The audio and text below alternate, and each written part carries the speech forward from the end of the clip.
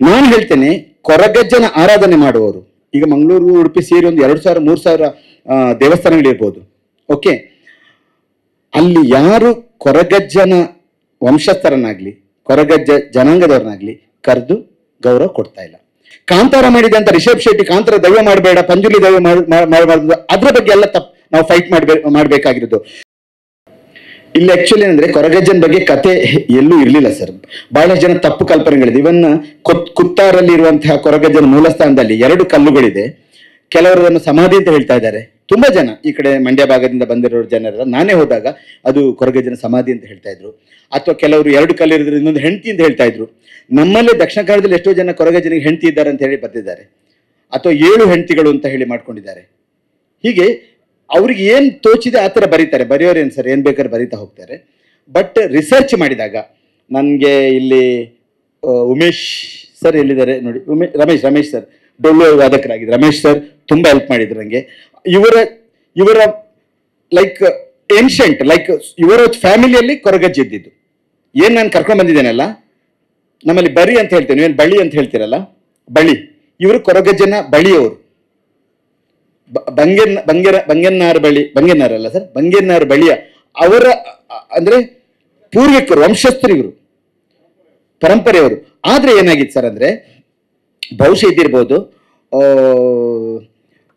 ಈ ಯಾರು ಮಯೂರವರ್ಮನನ್ನು ಸೋಲಿಸಿರುವಂತಹ ರಾಜ ಒಬ್ಬ ಕೊರಗ ಜನಾಂಗದಲ್ಲಿದ್ರು, ಹಿಬಾಷಿಕ ಅಂತ. ಅವನು ಮಯೂರವರ್ಮನ ಸೋಲಿಸಿದ್ದ.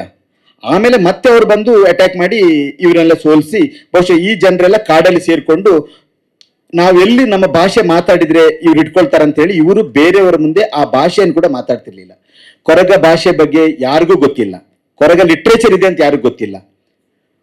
ಸೊ ಇತ್ತೀಚೆಗೆ ಈಗ ಬಹುಶಃ ನಾನು ಹೇಳ್ಬೋದು, ನಾವು ಕೊರಗಜ್ಜ ಸಿನಿಮಾ ಮಾಡಿದ ಮೇಲೆ ಈಗ ಹೆಚ್ಚು ಚಾಲ್ತಿಗೆ ಬರ್ತಾ ಇದೆ. ಅದು ಅವರ ದೈವ. ಆದ್ರೆ ನಾನು ಬಹಳ ನೋವಲ್ಲಿ ಹೇಳ್ಕೊಳ್ತಾ ಇದ್ದೇನೆ, ನಮ್ಮಲ್ಲಿ ಕಮ್ಯುನಿಟಿ ವೈಸ್ ದೈವಗಳಿರುತ್ತೆ. ಬಂಟ್ ಕಮ್ಯುನಿಟಿಗೆ ಒಂದು ದೈವ ಇರುತ್ತೆ, ಅಥವಾ ಬಿಲವ ಕಮ್ಯುನಿಟಿಗೆ ಒಂದು ದೈವ ಇರುತ್ತೆ, ಕೋಟು ಚೆನ್ನಯ್ಯ ಇರುತ್ತೆ. ಬಟ್ ಈ ದೈವವನ್ನೊಂಥರ ಹೈಜಾಕ್ ಮಾಡಿದ್ದಾರೆ.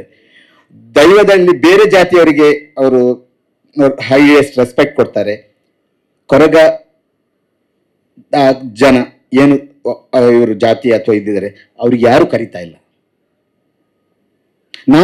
ನಾವುಗಳೇ ಮಾಡಿರುವಂತ ತಪ್ಪು. ಸೊ ಈ ದೈವ ನರ್ತಕರೇನಿದ್ದಾರೆ ಅವರು ತಪ್ಪು ಮಾಡ್ತಾ ಇದ್ದಾರೆ. ಅವರು ನಮ್ಮಲ್ಲಿ ಕಾಲೆ ಕೋಲ ಅಂತ ಒಂದಿದೆ. ಸತ್ತವರು ನಾವೇನು ಶ್ರಾದ್ದ ಮಾಡ್ತೀವಲ್ಲ ನಮ್ಮ ಮಂಗಳೂರು ಉಡುಪಿ ಭಾಗದಲ್ಲಿ 11ನೇ ದಿನ 13ನೇ ದಿನ ಕಾಲಕೋಲದ ಮುಖಾಂತರ ಸತ್ತವನನ್ನು ಇವರು ದೈವ ನರ್ತಕರ ಜನಾಂಗದವರು, ನಲಿಕೆ ಜನಾಂಗ ಅಂತ ಹೇಳ್ತಾರೆ, ಅವರು ಮೈ ಮೇಲೆ ಆಹ್ವಾನ ಮಾಡಿಕೊಳ್ತಾರೆ. ಅವರಿಗೆ ತೋಚಿದ್ದನ್ನು ಹೇಳ್ತಾರೆ. It need not be in the perfect history of a person. ಕೊರಗಜ್ಜನಲ್ಲೂ ಆಗ್ತಾ ಇದೆ. ಇನ್ನೊಂದು ಬಹಳ ನೋವಿನ ವಿಚಾರ, ಇವತ್ತಿಗೂ ನಮ್ಮಲ್ಲಿ ಒಂದು ಶಬ್ದ ಇದೆ, ದಿಕ್ಕ ಅಂತ, ಹೊಲೆಯ ಅಂತ. ಅದು ಯೂಸ್ ಮಾಡಬಾರ್ದು, ಅಬೆಂಡೆಂಟ್ ಆಗಿದೆ. ಹೊಲೆಯ ಅಂತ ಯೂಸ್ ಮಾಡ್ಲಿಕ್ಕಿಲ್ಲ. ಇವತ್ತು ನಲಿಕೆ ಜನಾಂಗದವರು ದೈವ ನರ್ತಕರಿದ್ದಾರೆ, ಅವರು ಆ ಶಬ್ದ ಬಳಕೆ ಮಾಡ್ತಾ ಇದ್ದಾರೆ. ಕೊರಗಜ್ಜನ್ನು ದಿಕ್ಕ ಕೊರಗಜ್ಜ ಅಂತ ತಾನು ಹೇಳ್ಕೊಳ್ಳೋದು. ಈ ತರ ಎಲ್ಲ ಅವರು ಮ್ಯಾನಿಪುಲೇಟ್ ಲೈಕ್ ಏನೋ ತಪ್ಪು ಸಂದೇಶಗಳನ್ನ ಹರಡಿಸ್ತಾ ಇದ್ದಾರೆ. ನಾನು ಹೇಳ್ತೇನೆ, ಕೊರಗಜ್ಜನ ಆರಾಧನೆ ಮಾಡುವವರು, ಈಗ ಮಂಗಳೂರು ಉಡುಪಿ ಸೇರಿ ಒಂದು 2,000 3,000 ದೇವಸ್ಥಾನಗಳಿರ್ಬೋದು.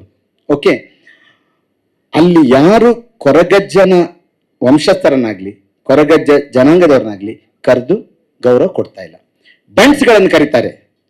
ಬಂಟ್ಸ್ ಜನಾಂಗದವರು ಅವರಿಗೆ ಫಸ್ಟ್ ಕರೆದು ಸನ್ಮಾನ, ನಮ್ಮ ಇದ್ಯಾವ್ರ ಬಂಟ್ಸ್ ಹಾಗಂತ ಹೇಳಿದು ತಪ್ಪುಗಳನ್ನು ಹೇಳುವಂಥದ್ದು, ಅವ್ರಿಗೆ ಕರೆದು ಸನ್ಮಾನ ಮಾಡ್ತಾರೆ, ಇನ್ನೊಂದವ್ರಿಗೆ ಕೊಡ್ತಾರೆ. ಯಾಕೆ ಈ ತರ ತಾರತಮ್ಯ? ಅಲ್ಲಿ ನಾವು ಕರೆಕ್ಟ್ ಮಾಡ್ಬೇಕು. ಕಾಂತಾರ ಮಾಡಿದಂತ ರಿಷಬ್ ಶೆಟ್ಟಿ ಕಾಂತಾರ ದೈವ ಮಾಡಬೇಡ, ಪಂಜುಲಿ ದೈವ ಮಾಡಬಾರ್ದು, ಅದ್ರ ಬಗ್ಗೆ ಎಲ್ಲ ನಾವು ಫೈಟ್ ಮಾಡ್ಬೇಕಾಗಿರೋದು. ದೈವದ ಇದರಲ್ಲಿ ಏನು ತಪ್ಪುಗಳಾಗಿದೆ, ಸಮಾಜದಲ್ಲಿ ಏನ್ ತಪ್ಪುಗಳಾಗ್ತಾ ಇದೆ, ಏನ್ ಸಂದೇಶ ಹೋಗ್ತಾ ಇದೆ ಸಮಾಜಕ್ಕೆ, ಅದ್ರ ವಿರುದ್ಧ ನಾವು ಫೈಟ್ ಮಾಡ್ಬೇಕು.